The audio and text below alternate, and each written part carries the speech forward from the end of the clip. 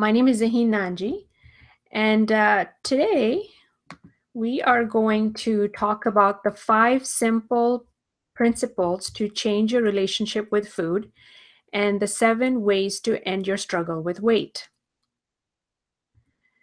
So, in case you haven't noticed, there is an epidemic and it's called obesity. In fact, everyone is talking about it.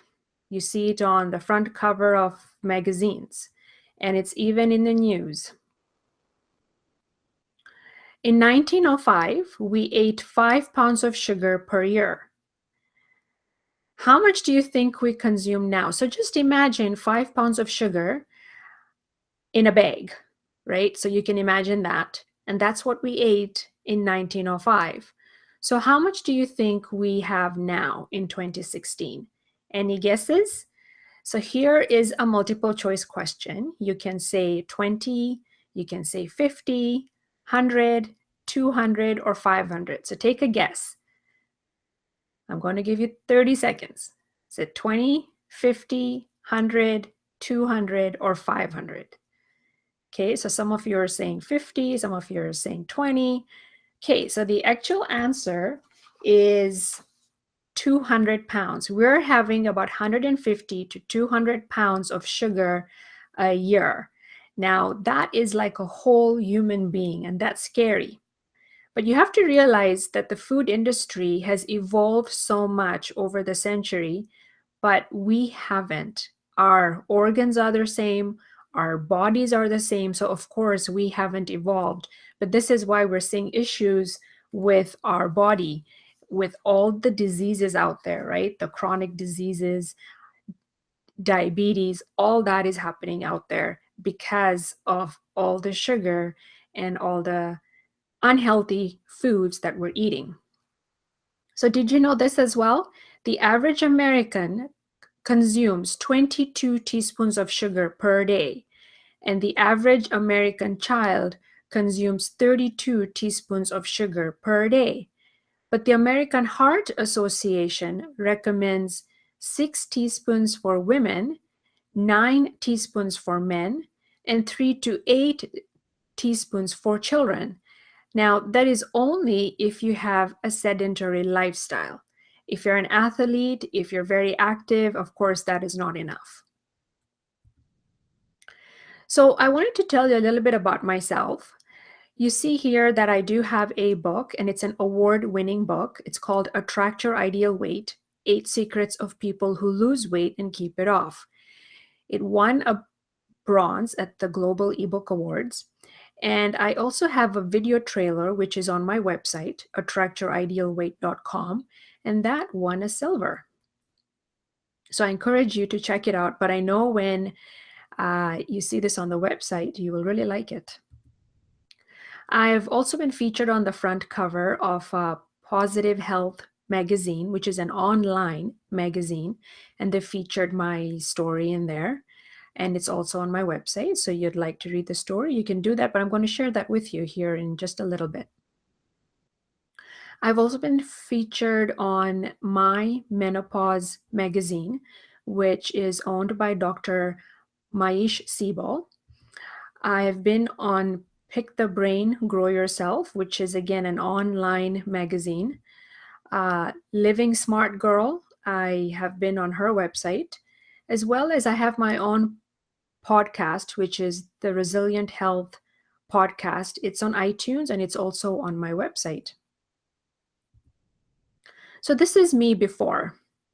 Now, I certainly wasn't obese, but for my height, I was a size 16. So I'm a 5'2", and I wore a size 16 pant, and I would always avoid full photographs. I would always like to be taken waist.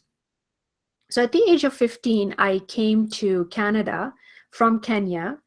And in Kenya, we didn't have McDonald's and Dairy Queen and all the fast food chains that you hear about.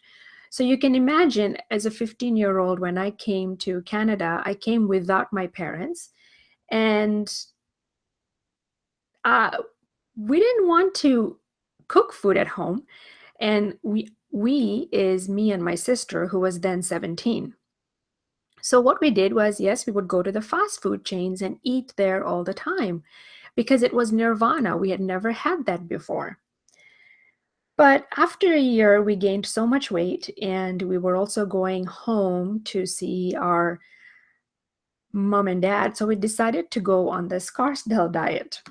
So at the age of 15, I went on the Scarsdale diet. Anyone heard of that?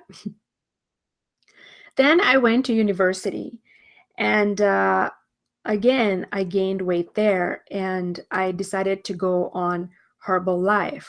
Now, that doesn't exist anymore, but that was at the age of 19 when I would have shakes throughout the day and eat herbal pills.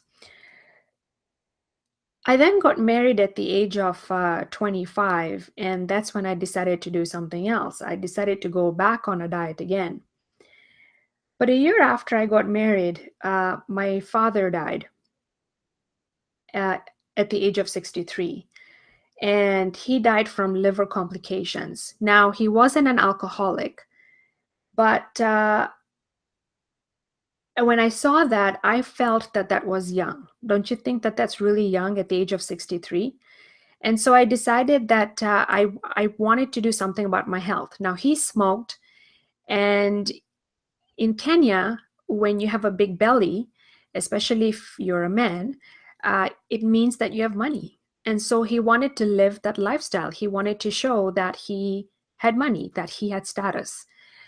And so after seeing him die at such a young age, I decided I wanted to do something. So when I came back to Canada, I thought, here I go, I'm going to do something. But do you think I did anything? And after going through all these diets, I gained it all back. And who can relate to that? Put your hand up. Yes. So this was something that I struggled with all the time. Now, does this sound familiar to you? I'm too old and weight loss is hard. I've tried everything and nothing works. I just can't find time to exercise. It's hard when people around me are eating what they want. I'm so busy. I grab and go. And the last one here is releasing weight is difficult. Who can relate to what I'm saying? But don't just say yes or no. Think about which statement really relates to you. Is it number 1, 2, 3, 4, 5, or 6? Just think about that, and you can put that down somewhere and just keep it on hand, because as we go along, you will understand where you're coming from.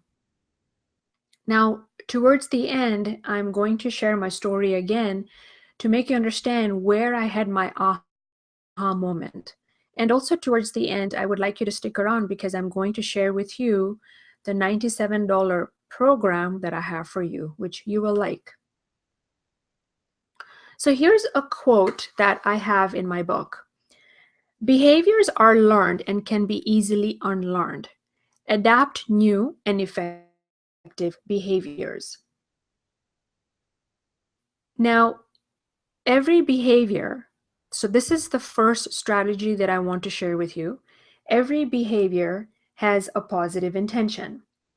So what does that mean? Every negative behavior has a positive intention. Negative, so if you see the picture here, this is someone who's yelling. Yelling is also considered a negative behavior. And what's happening there is when you ask the person, what are you gaining from this behavior of yelling? What are you trying to gain out of the behavior of yelling? He will say, well, I feel I'm not being heard. So if I yell, I'll be heard. Or he may say, I feel like I lost control of the discussion, and yelling will put me back into control. Now, he may not come out and say that, but he would say that to someone if you were to ask him, what are you gaining from this? Similarly, when someone is playing a victim role, they will have a positive intention of playing that. And that could be that they're scared, that they have this fear. So you have to realize that there is a secondary gain after every negative behavior. So when it comes to weight loss, what is your gain? So some clients have told me that it helps me calm down after a long, stressful day, uh, especially when I eat my comfort foods. Or it helps me escape life's struggle when I come home and I eat a candy. Or if they've had a stressful day, they'll come and say, well, I deserve it. It's a reward. Or they'll say, I don't want to be left out. Now, that's all to do with emotions, isn't it? So that's emotional eating. That if you've had a stressful day, if you've been going throughout the day, or you're in a social environment, you don't want to be left out. So I want you to think of one food trigger. What is your trigger or your negative behavior that allows you to have a secondary gain? And then ask the question, what am I gaining from that behavior? How can I achieve this gain other than food? I want to give you an example. I had a client who worked in a bank and she is a manager. She would skip lunch. And I asked her, what are you gaining from that behavior of skipping lunch? And she told me, well, as a manager, you're supposed to work, and every other manager works and then never take a lunch break. And if I take one, then I will be considered someone who's not working hard. So what she was gaining was the acceptance as a manager. So your next question should be, how can I achieve this gain other than food? So for her, it would be, how can I gain this acceptance other than food? So this is the first one where you want to work on yourself and find out what you are actually getting from a negative behavior. The next strategy, now all this that I have here is all about changing habits and behaviors. This is what Attract Your Ideal Weight is about. Unfortunately, so many people think it's about how to eat right and exercise. Well, that comes, but you have to know your why first before you even get there. That's why a lot of people struggle with weight loss, because they think that if they just know the right diet or the quick fix out there, it's going to work this time. But how many of you can tell me that you've tried everything out there, but it always comes back to the same thing? So I think it's time that you start to understand that you need these kinds of strategies to first change your habits, change your behaviors, change your belief systems, and then you can really start to work on your diet. And by diet, I just mean a healthy eating plan. So what does chunking down your goal mean? So let me ask you this. How many of you make long-term goals? I've been there, but when you make them, don't you feel overwhelmed? Don't you feel like, oh my God, I don't know if this is attainable? But remember, it's natural to feel this way because your brain can only take so much. It's how our brain works. And here's a secret. Your brain only works with short-term goals. And behaviors are short-term goals. And what I mean by that is you need a process. You need to understand how your goals work, and they work by chunking down your process. So for example, say there is someone who wants to really get well or get off the medications they're on. So I get a lot of clients who are diabetic and they want to reduce the medications that they're on. So that's their goal. But let's chunk it down even further of how they can do that. So can they eat more veggies? Can they replace sugar with stevia, which is a natural sugar? Can they start walking 3 times a week for 15 minutes if they have never exercised? You see, you have to chunk down your goal into a process and chunk it down even further. So, when can I walk 3 times a week for 15 minutes? What are the exact days of the week that I can do that? Is it Monday, Wednesday, Friday, or is it Tuesday, Thursday, Saturday? Okay, you need to put that in your calendar. Then only it will work. And also saying I want to eat healthy is just an abstract goal. It's not a process goal. I want to eat healthy. So, what does that mean?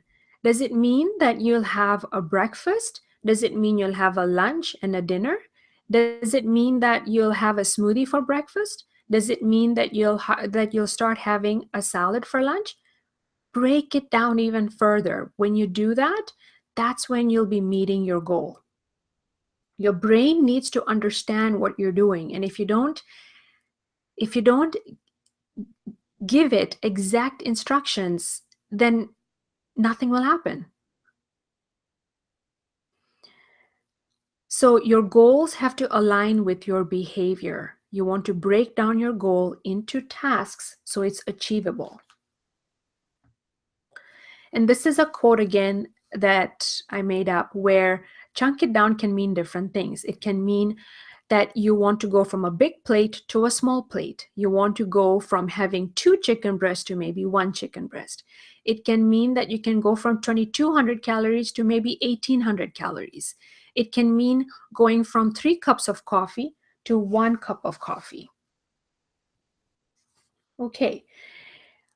Number 3, the strategy of how you are motivated is extremely important. So,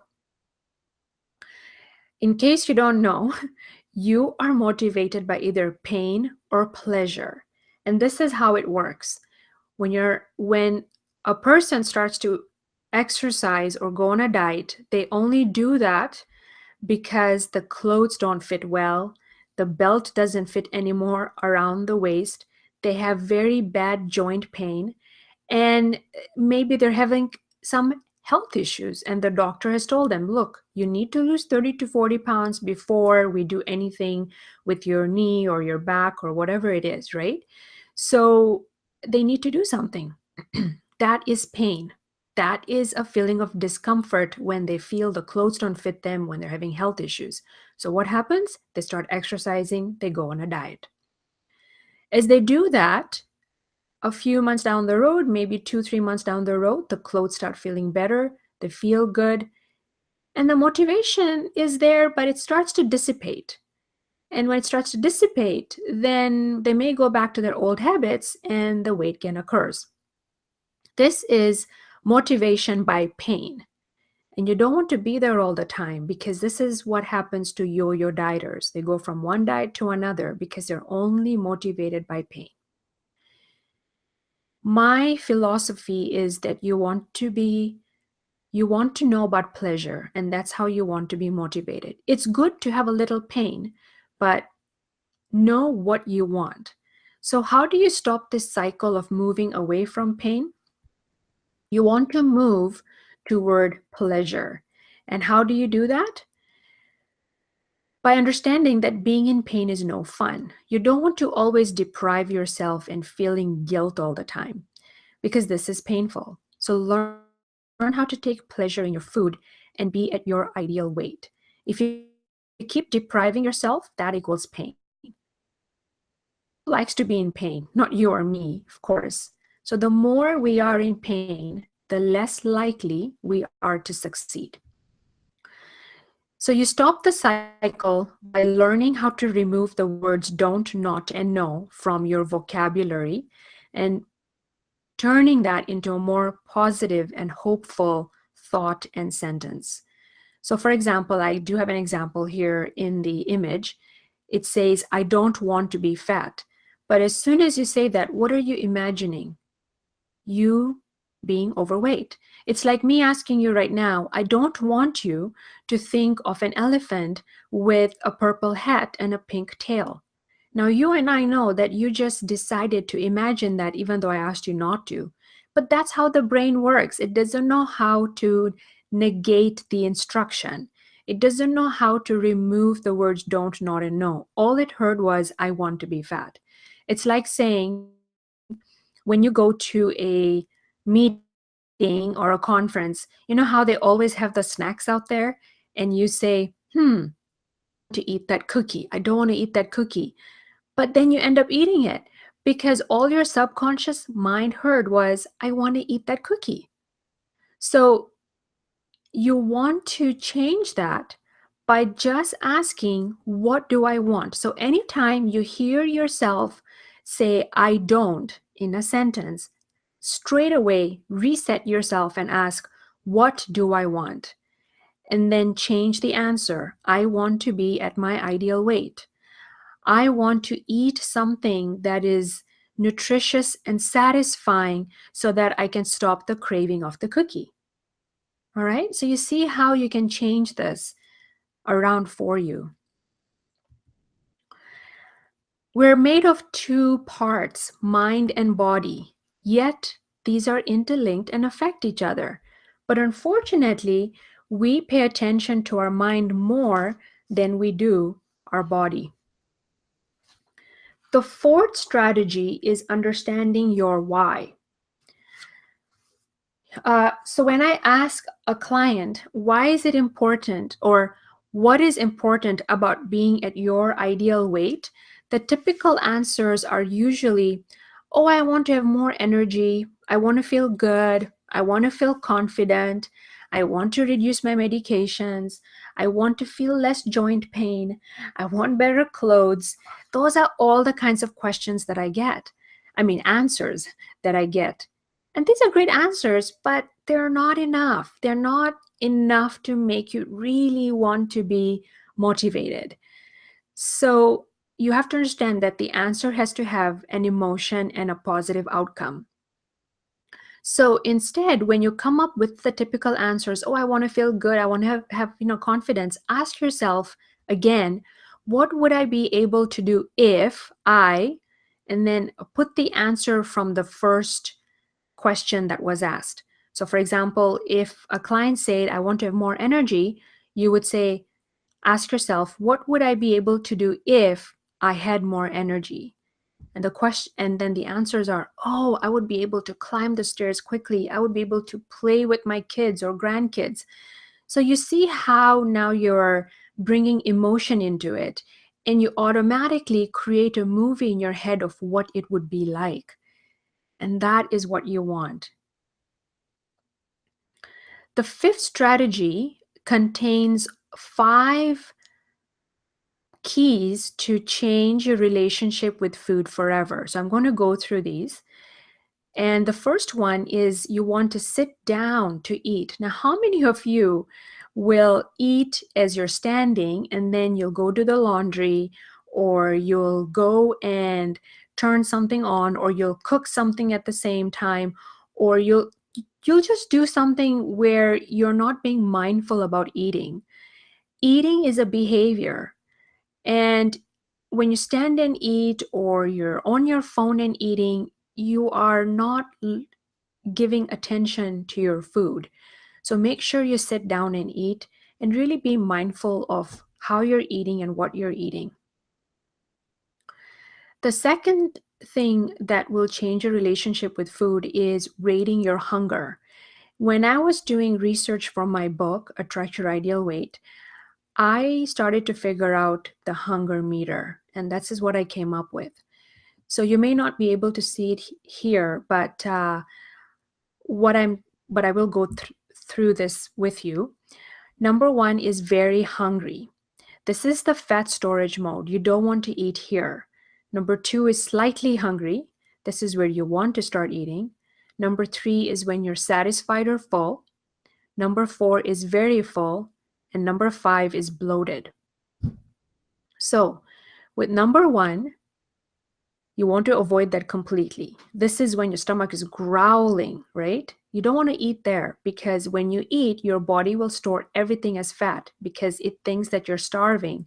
And so the next time it's trying to be in emergency mode. So when it needs energy, it'll go into your fat and use up that energy, but that's not the right way to eat. Number two, slightly hungry. This is where your stomach feel empty, you are feeling a little bit lightheaded, your energy down. This is when you want to go get something to eat. How do you know when you're full or when you're satisfied? Well, you have less and less bites of food. You start playing around with your food. And this is when you feel your stomach just rubbing against the rib cage. You really have to practice this. This takes practice. It took me some time to get there too, but you got to start now, right? And number four is very full.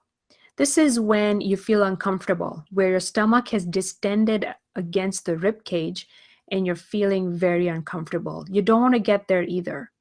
And number five is bloated. This is when you say, oh my God, I'm up to my neck in food. I can't eat anymore. I'm going to throw up. Well, you don't want to do that either. So use the hunger meters to start practicing on how to eat better. I've had clients who say that when they implement this, they can't believe how much less they eat because now they're paying attention to what they're eating. They are also paying attention to their body. And just to go back a little here, be like a baby. I mean, when they're full, they cry. And they know when to eat and when not to eat, right? So just think about that. The third key is eliminate distractions. And this is similar to number one, where you want to sit and eat. Well, you want to keep TV away, you want to keep your phone away, and really be connected in the act of eating because your body will derive pleasure from the eating experience. Remember, your eyes are the windows to your brain. And so when your eyes see the food that you're eating, your brain will say, ah, you are eating. Now I understand. I'm going to send the message to your stomach that you're eating. But when you're distracted, the message doesn't get sent really well. And so even after you're done eating, you'll still feel hungry sometimes after a few minutes. And this is why. The fourth key is you want to focus on pleasure after you're done eating. So continue doing something pleasurable and interesting after eating so that your mind is off of food. I've had a client who said that she took up quilting after supper because that kept her mind off of food. I had another lady say that she took up a hobby after eating because again, that was pleasurable. Someone else took up walking after supper because that was what was her. So think of something that you could do after supper. And the last one is learn how to notice your symptoms. Remember how a certain meal or food feels right after eating or 2 hours later. And keep track of any symptoms and start eliminating foods that don't agree with your body. So when I started doing this, I realized that dairy products give me a lot of gas. And I've stopped eating that, and lo and behold, I feel so much better. Same thing I found with sugar, where if I would have a heavy carbohydrate lunch, I would feel so sleepy in the afternoon that I could hardly keep my eyes open. And so I decided instead not to have my carbs for lunch, but to instead have them for dinner. So these are the 5 keys to changing your relationship with food forever and also changing the way you listen to your body. So we've done 5 strategies so far, and we're going to go to the 6th now. And that is there is no failure, only feedback. I'm going to tell you a story here about me that just happened in December of 2015. Now, my husband and I run a wellness center, and you'll laugh at this because I wasn't keeping well myself. And I'm also a speaker and author. So I was doing a book tour at the same time between November and January. And I was doing a book tour for my second book. And December 25th, which was Christmas, we were in the city visiting family, so we decided to stay the night. At midnight, I woke up feeling really nauseous. And I remember going into the bathroom. But the next thing I remember is that I'm on the floor and I'm just waking up from consciousness, and I see my husband and my mother-in-law over me, and they're trying to wake me up. And I wake up, and the next thing I know is I'm throwing up. So here in my mind, I thought, oh, I think I had food poisoning. But I also hit my head on the counter and had a concussion. So I went to the emergency room on the 27th because I was feeling quite dizzy and the lights would bother me, noise would bother me, and they did say that I had a concussion. So I thought that was that. But then on the night of December 28th, my daughter was calling me. She was in the bathroom at 1 o'clock at night, and she was having stomach upset. And she called me, and so I went in there, and I happened to just feel dizzy again, just like I felt on December 25th. I remember feeling dizzy, and then the next thing I knew that I was unconscious on the floor. On the 28th, when that started to happen, I just lay down on the floor, and I thought I was going to pass out again, but I didn't. I went to my family doctor that day, and he took some blood tests, and my blood sugar level was at a 3.1. Now, if you know anything about blood sugar, you have to understand that it has to be between 4 and 7. I've usually been around the 5 or 4.5 mark, but 3.1, I've never been there. And I got really scared because it didn't happen just one, but twice. And what happened was I went into a eating spree where the doctor was now telling me, you got to eat, Zaheen. Like, what are you doing? And when I looked back from September to December of 2015, I was just going, going, going. I would have a protein bar for supper. Imagine that, a protein bar for supper. And then I would be so tired that I would fall asleep, wake up the next morning, and then just be on the go again and have a shake and just go without any fruits in it. I would just have just water and a protein shake and go. And I'd realized that I'd done that to myself. And why am I telling you this? Because it's important for me to understand and for you to understand that there's no failure, there's only feedback. And you have to look back to understand what's going on. And so same thing when it comes to weight gain. Look back and look at what you're doing wrong, and then ask yourself, what has worked in the past? What has not worked? What have I learned about myself or the process? How can I use this information to get back on track? What will be the evidence of my success? And so from January to I believe it was the middle of March, I think because I got scared, I just ate whatever I could, and then I gained weight. And again, I looked back and I thought, what is going on with me? And it was the fear of going through the traumatic event. I didn't want another spell of me going dizzy and falling and no one being there for me. I was really scared. And so in the middle of March, I said, okay, let me go back through my questions. What has worked in the past? What has not worked? What have I learned about myself in the process? And how can I use this information to get back on track? So I knew about what has worked in the past and how I ate. And I went back to that again. And I would eat proper supper. I would have a proper breakfast, and I would get back to work again. So now I feel better. Now my blood sugars are fine, but I still have to watch what I'm doing. So understand, please, there's no failure, only feedback. And if you have this mindset, honestly, you will be successful. You will not think of any weight gain as a failure.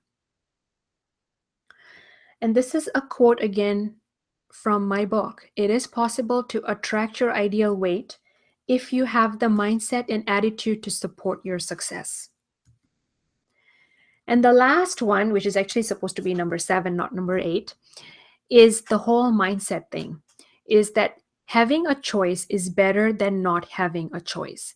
And that involves three things: being responsible for what you put in your mouth, be in control of what you put in your mouth. No one is forcing you to put anything in your mouth. Treat your body as a temple and not a trash can. Remember, you make your own decisions. No one else does.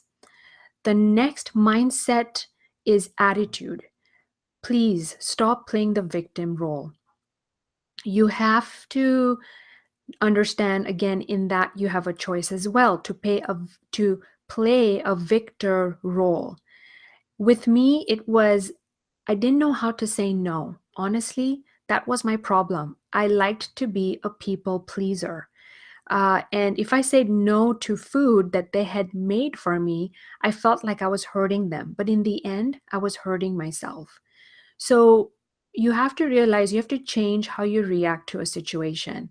And so quickly, I learned how to say to them, I really understand that you've made this for me and I can take it with me, but I can't eat it right now because I just ate something. Would that be okay with you? They will never say no. They'll say, of course, it's fine. And I understand, right?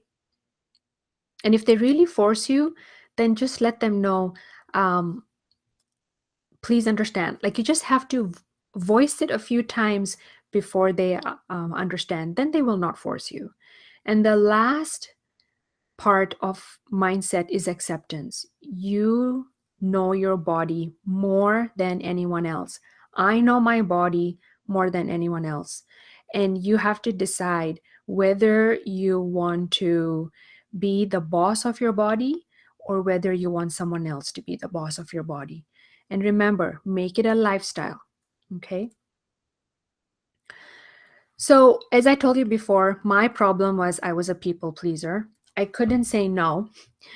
And I loved foods from my culture. I'm East Indian, so I loved all the fried fritters and fried samosas and the brimming oil in the curry and all that kind of stuff. And I felt that I had no choice. And I also used to drive an hour to work and back. And so by the time I left, it was 7 in the morning. By the time I came back, it was 6 o'clock. I was exhausted. I felt that was a good excuse of not doing anything, not working out, not eating properly because of the way I worked. But that's just an excuse. And just like a lot of people, I would go on all these different diets and not do anything, right? How many of you have felt that way? Now, I worked in a place where I was at that time, I was the only female in my role in 2001. Now it's the opposite, I'm sure. And most of the male wore black jeans. The mistake I made was one day that because we worked outdoors and I saw all these male, workers wearing black jeans, and I did the same thing that they did. I thought, well, I can wear it too, but what I did one day was I wore blue jeans. And my manager called me into the office and he said, can you dress more professionally? And the way he looked at me, I just felt like someone had punched the air out of my lungs. I couldn't breathe. I felt sick to my stomach, and this is how I felt: small and not important. That my dressing was what made who I was. I remember telling the admin assistant I couldn't work that day because I felt so upset and I felt like crying. So I decided to go home, and the whole time back, I drove crying, wiping the tears off my face. I went home and I thought, why is this happening to me? What is going on? But that evening, my husband came home. So that's my husband and my daughter.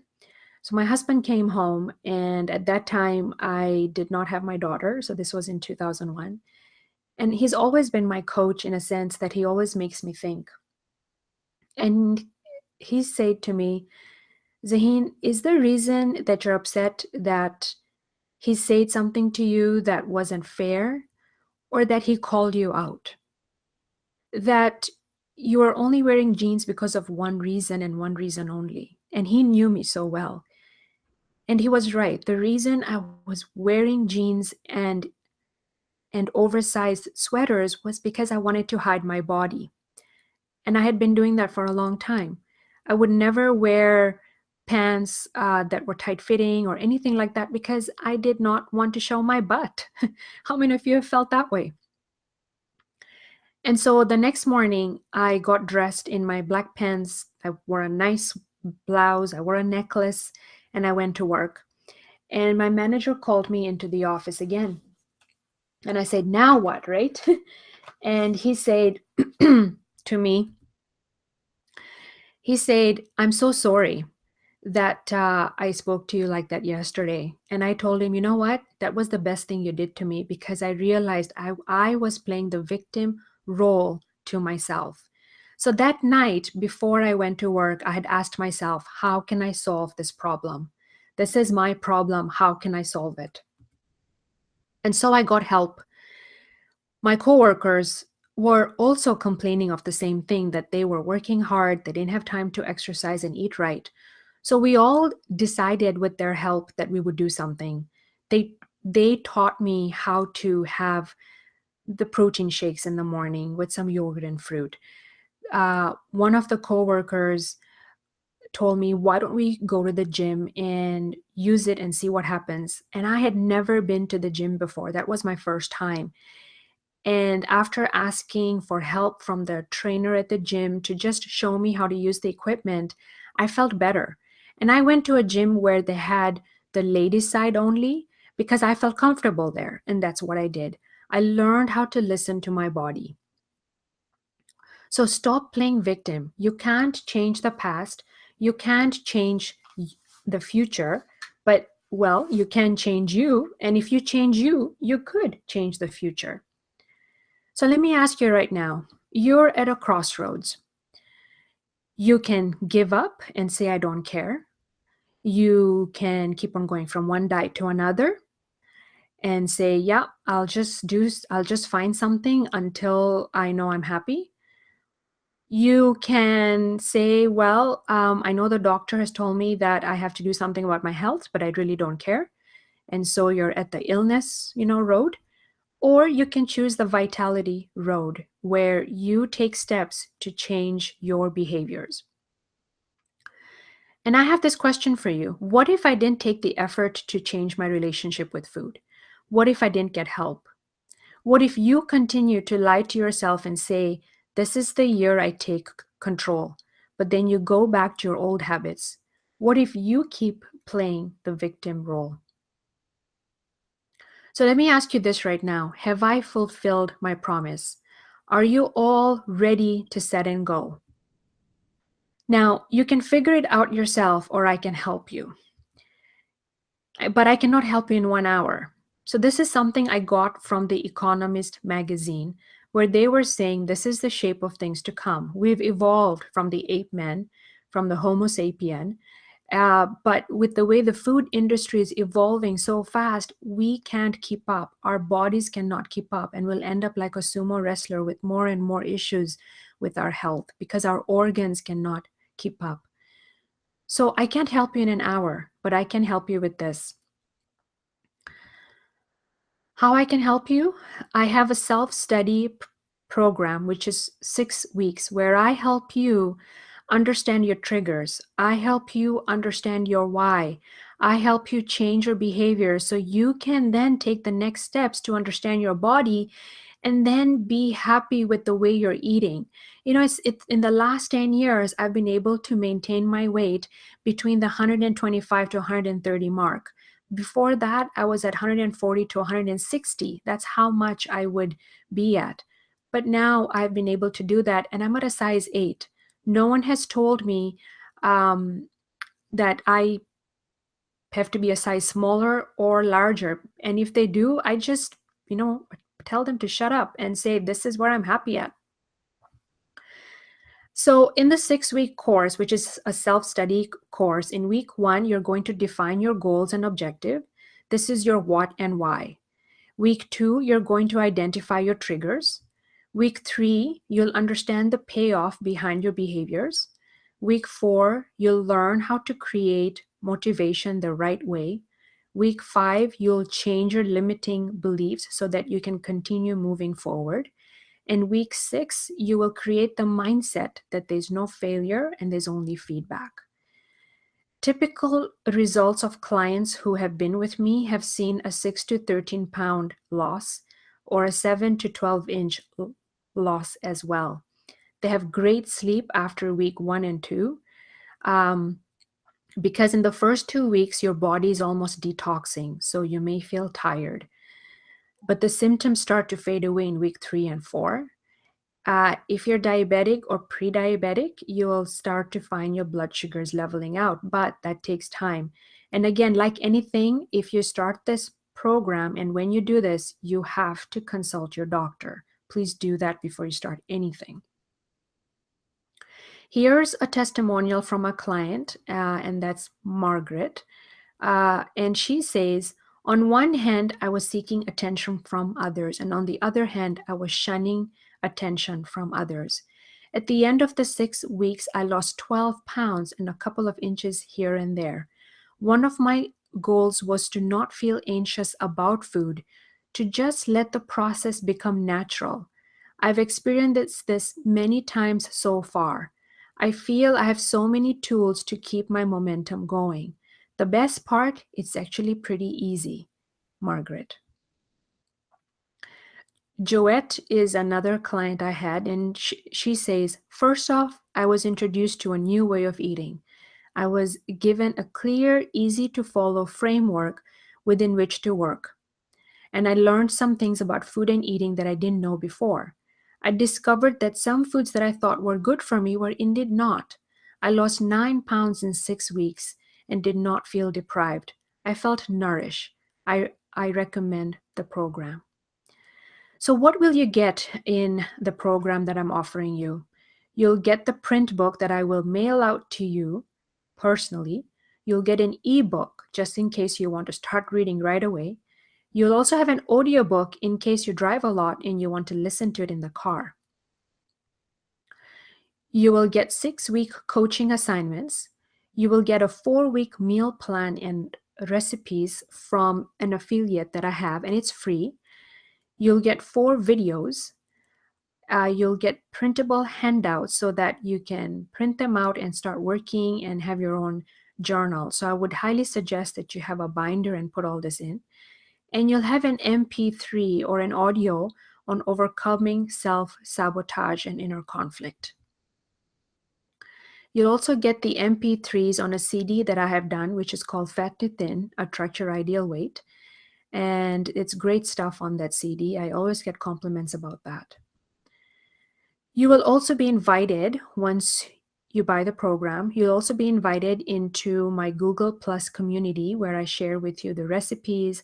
I help you, I coach you through that. So it's almost like having a Facebook group, but this is not Facebook, it's Google Plus. And you'll also get a VIP coaching session with me, which is $150 value. Now, what is all this for?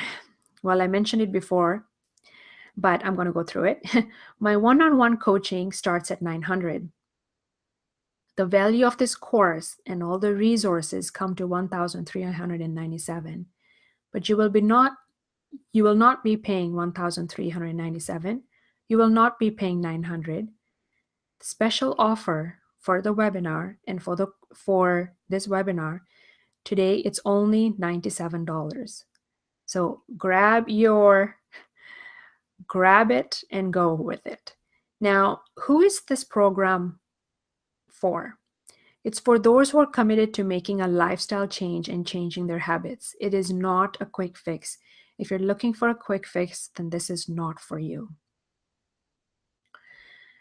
So here are some success principles that I want to share with you. Number 1, do what works, not what doesn't. So if you've been yo-yo dieting and it's not working, then I think it's time to make a serious change in the way you think about food and your body. Number 2, get the training or help even if it's not from me. And number 3, hang in there and ignore the naysayers. Remember, it's your body, it's your mouth. It's your health, no one else's. So here you go. You can get the program at attractyouridealweight.com/program/AYIW. And when you get the program, you will also get an email asking you if you want access to the 6-week paleo meal plan with over 100 recipes and a meal plan. So it will actually tell you what to eat for breakfast, lunch, and supper. And that's only for $27. So say yes if you're like that. And, again, this is available at attractyouridealweight.com/program/AYIW.